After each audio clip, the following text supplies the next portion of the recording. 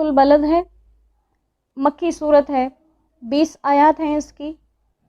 بلد شہر کو کہتے ہیں۔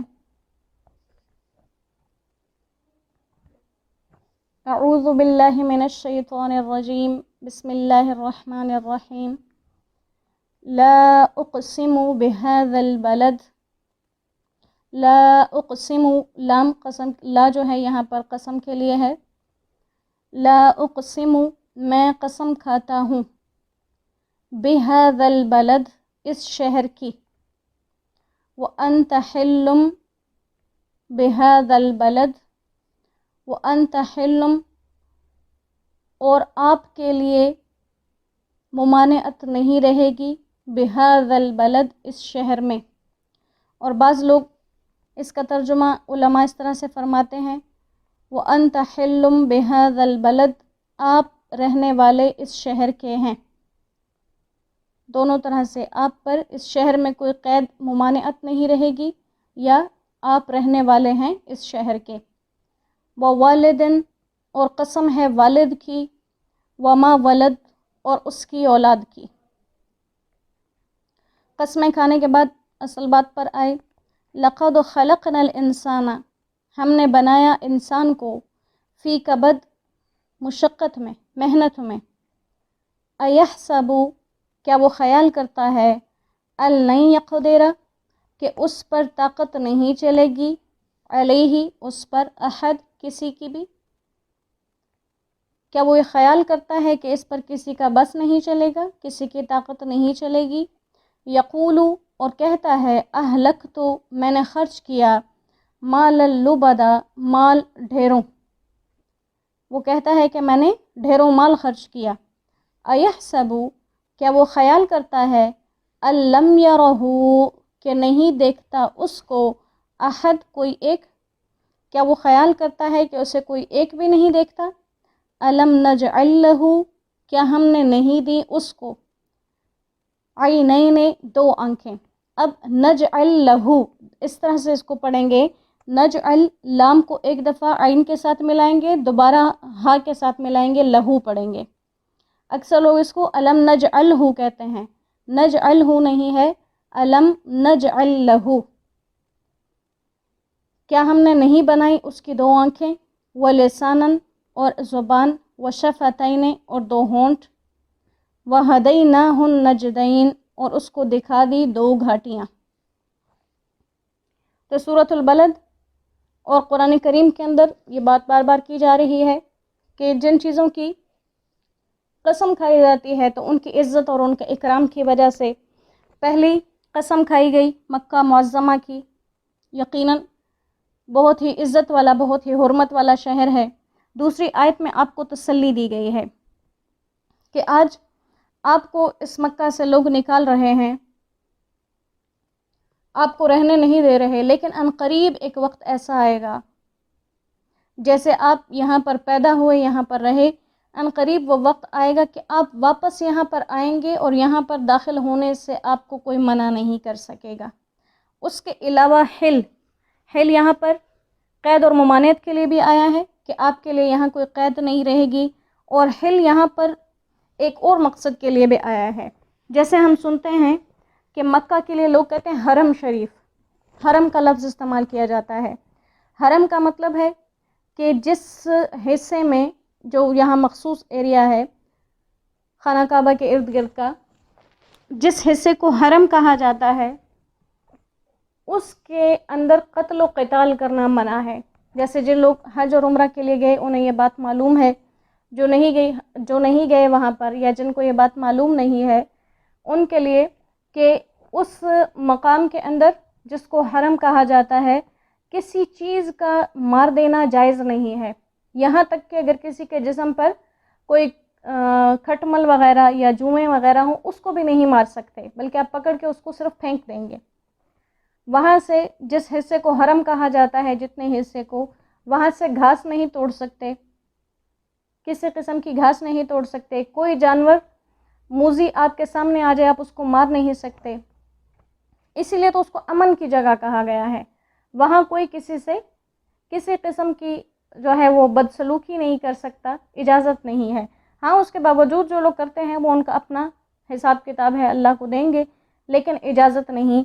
یہاں پر آپ کو یہ تسلی دی گئی ہے کہ ایک وقت آئے گا جب یہاں پر یہ لڑنا بھی آپ کے لیے حلال ہو جائے گا، اور جیسے فتح مکہ کے موقع پر کچھ وقت کے لیے آپ کے لیے یہاں پر لڑائی کو حلال کیا گیا، اور یہاں تک کہ کچھ لوگوں کو خانہ کعبہ کے غلاف کے نیچے انہوں نے اپنے لیے پردہ جو ہے وہ بنا لیا تھا، وہاں چھپ گئے تھے، تو وہیں پر حکم ہوا کہ ان کو قتل کر دیا جائے۔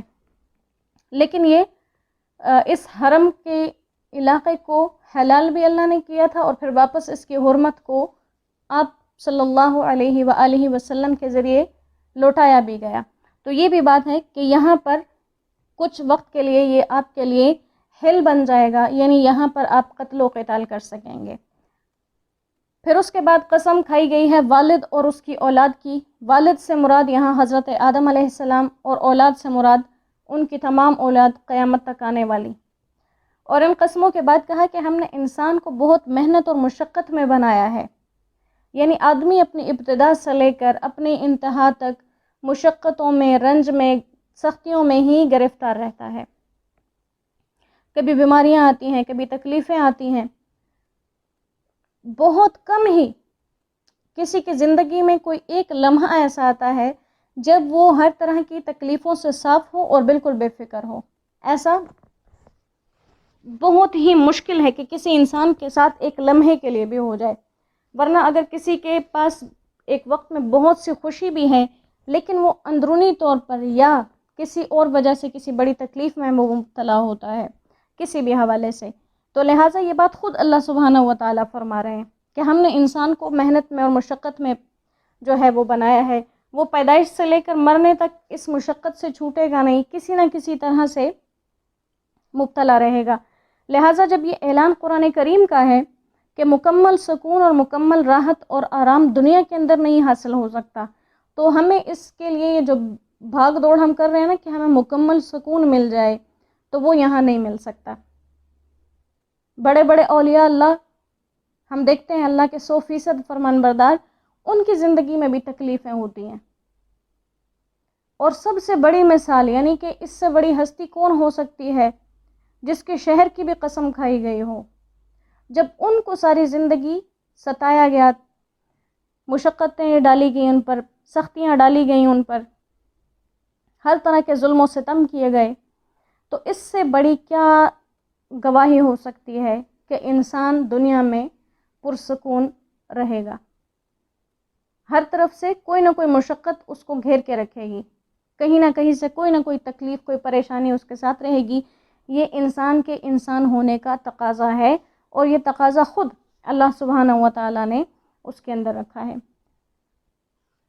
تو اب اللہ سبحانہ و تعالیٰ آگے فرما رہے ہیں کہ جس مشقت اور سختی سے انسان بچپن سے لے کے اپنی زندگی کے تمام ادوار میں گزر رہا ہوتا ہے، اس کا تقاضا تو یہ تھا کہ انسان کے اندر عاجزی پیدا ہو جاتی، اور وہ اپنے آپ کو یہ سمجھ لیتا کہ وہ کسی کا فرمان بردار رہے گا تو ہی اس کا فائدہ ہے، کسی کی مان لینے میں ہی اس کا فائدہ ہے۔ لیکن انسان اپنے آپ کو ان تمام حالات کے باوجود بھی یہ سمجھتا ہے سرکش ہو کر کہ کوئی بھی اس پر قابو نہیں پا سکتا۔ حالانکہ اگر اپنی محنت و مشقتوں کو دیکھیں، کبھی ہم اپنی زندگی میں کسی دن کے لیے کوئی پلان بناتے ہیں، کوئی ترتیب بناتے ہیں، آج ہم نے یہ دن اس طرح سے گزارنا ہے، یہ کام یہ کام، اور ایک معمولی سی کوئی ایسی بات ہو جاتی ہے جس کی وجہ سے وہ ساری کی ساری ہماری روٹین ختم ہو جاتی ہے۔ اب یہ کس نے کیا؟ ہمیں سمجھ آ جانی چاہیے تھی کہ ایک فیصلے ہم کرتے ہیں، ایک ذات وہ ہے جو ہم سے بڑی ہے اور ہم سے بڑے فیصلے کرنے والی ہے۔ تو ہونا یہ چاہیے تھا کہ انسان اپنے آپ کو عاجز سمجھتا، لیکن انسان سرکش ہو گیا، اور ساتھ اپنی سرکشی میں کہتا ہے کہ میں نے تو بہت زیادہ مال خرچ کیا۔ اب یہاں کافروں کی بات ہو رہی ہے کہ یہ اپنے مال کو اسلام کے خلاف، مسلمانوں کے خلاف، آپ صلی اللہ علیہ وآلہ وسلم کے خلاف استعمال کرتے ہیں، اور پھر اس کو ہنر سمجھتے ہیں کہ ہم نے بڑا کام کر لیا، اور اسے فخر سے بیان کرتے ہیں کہ میں نے اسلام کے روکنے کے لیے اتنا مال خرچ کیا، اور اس کے بعد کوئی بھی میرے مقابلے میں نہیں آ سکتا اور کوئی مجھے ہرا نہیں سکتا۔ حالانکہ اسے معلوم نہیں ہے کہ یہ خرچ کیا ہوا ایک ایک پیسہ کل کو اس کے لیے کتنا بڑا وبال لے کر آنے والا ہے، اور وہ یہ سمجھتا ہے کہ جتنی بھی میں نے یہ حرکتیں کی ہیں اللہ کو ناراض کرنے کی اور اسلام کی مخالفت کی، اس پر میرا کوئی گواہ بھی نہیں ہے، مجھے کوئی دیکھ بھی نہیں رہا۔ تو اللہ سبحانہ و تعالیٰ نے بڑی پیاری سے مثال دی ہے کہ کیا انسان کے دو آنکھیں نہیں ہیں؟ تو جس رب نے انسان کو بنایا اور اس رب کو معلوم ہے کہ چیزوں کو دیکھنے کے لیے آنکھ ضروری ہے، جب وہ انسان کی اس ضرورت سے غافل نہیں تو کیا وہ خود لوگوں کو دیکھ نہیں رہا؟ جب اس ذات نے دیکھنے کے لیے آنکھ بنائی ہے اور لوگوں کو دکھا رہا ہے تو کیا وہ رب خود دیکھنے والا نہیں؟ تو کہا کہ یہ انسان کی آنکھیں جو اس کو ایک نعمت کے طور پر دی ہیں، یقیناً جس نے دی ہیں وہ اس سے بڑی دیکھنے کی نعمت سے مالا مال ہوگا۔ پھر انسان کے اوپر مزید کیا احسان کیا کہ اس کو بات کرنے کے لیے زبان دی، اور یہی زبان ہے جو اسے یا جنت میں لے جاتی ہے یا جہنم میں۔ اور زبان کو صحیح اور غلط استعمال کرنے کے بارے میں بہت سی حدیث مبارکہ آتی ہیں، جیسے آپ صلی اللہ علیہ وسلم کے ایک حدیث کا مفہوم ہے کہ انسان اپنی زبان کی وجہ سے ہی یا جنت میں چلا جاتا ہے یا جہنم میں چلا جاتا ہے۔ اور جیسے دوسری جگہ پر ہے کہ جو انسان اپنی زبان کی مجھے ضمانت دے دے میں اسے جنت کی ضمانت دیتا ہوں۔ اور غیبت سے منع کیا گیا، چغلی سے منع کیا گیا، جھوٹ سے، یہ سارے کس کے کام ہیں؟ زبان کے کام ہیں۔ لہٰذا اس کو اچھا استعمال کرنا فائدہ اور اس کو غلط استعمال کرنا نقصان۔ وشفتین، اور زبان کی مدد کے لیے ہی دو ہونٹ دیے جن کے اندر یہ زبان محفوظ رہتی ہے، اور اس ہونٹوں کی مدد سے ہی آواز صحیح نکلتی ہے، کھانے پینے میں مدد ملتی ہے۔ یہ سارے انعامات ہیں۔ وَهَدَيْنَاهُ النَّجْدَيْنِ، اور اس کو ہم نے دو گھاٹیاں بتا دیں۔ اب یہ گھاٹیوں سے نیکی اور بدی کے راستے مراد ہیں کہ اس کو راستہ صحیح بھی بتا دیا، اس کو راستہ غلط بھی بتا دیا، جیسے کل کے سبق میں بھی بات ہوئی، پرسوں کے سبق میں بھی بات ہوئی کہ انسان کے اندر اس کا تقوی بھی رکھ دیا اور اس کی بدی بھی رکھ دی ہے۔ اسی طرح سے یہ دو گھاٹیاں ہیں کہ انسان نیکی کی گھاٹی پر چلے یا بدی کی گھاٹی پر چلے، تو ہوگا کیا کہ نیکی کی گھاٹی پر چلنے میں وقتی طور پر تو کچھ محنت لگے گی، کچھ مشقت، لیکن انجام کار اس کا اچھا ہوگا۔ اور بدی کی گھاٹی کیا ہوگی کہ چلنے میں بھی مشقت ہے اور اس کا انجام بھی برا ہے۔ اللہ سبحانہ و تعالی اپنی اس پاک کلام کی برکت سے ہمارے لیے نیکی کے راستوں پر چلنا آسان فرما دیں۔ بے شک جس کے لیے اللہ آسان بنا دیں اسے کوئی روک نہیں سکتا، اور جس کے لیے اللہ مشکل کر دیں کوئی انسان وہ کام کر نہیں سکتا۔ تو دین پر چلنا اللہ ہمارے لیے اپنے خاص فضل و کرم سے آسان فرما دیں، اور دین پر چلنا اللہ ہماری طبیعت بنا دے۔ جیسے ہم کھاتے ہیں ہماری طبیعت میں یہ بات شامل ہے، ایسے ہی نیکی کرنا ہماری طبیعت بن جائے کہ جب تک ہم نیکی نہ کریں تو ہمیں چین نہ ملے، ہمیں سکون نہ ملے۔ اللہ سبحانہ و تعالی اپنے کلام کو پڑھنا اور پڑھانا ہمارے لیے آسان فرما دیں، اور اس کو صحیح طور پر سمجھنے کی ہمیں توفیق عطا فرما دیں۔ وآخر دعوانا ان الحمد للہ رب العالمین۔ السلام علیکم ورحمۃ اللہ وبرکاتہ۔